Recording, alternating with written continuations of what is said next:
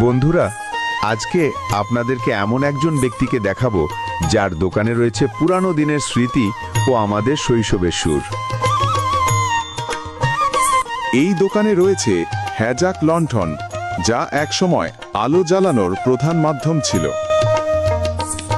এখানে আছে cassette player এবং অডিও ক্যাসেটের ফিতা।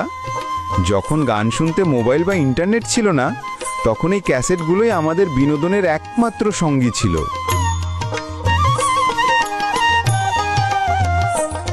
রয়েছে পুরনো দিনের রেডিও, যেখান থেকে ভেসে আসতো খবর, নাটক, গান আর ভাওয়াইয়া গানের আওয়াজ।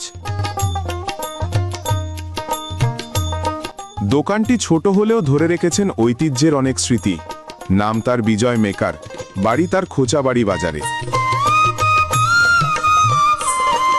একসময় তিনি হ্যাজাকবাতি, রেডিও, ক্যাসেট প্লেয়ার এসব পুরনো দিনের যন্ত্রপাতি মেরামত করেই জীবিকা চালাতেন। সেই সময় মানুষ এসবের উপরেই নির্ভরশীল ছিল।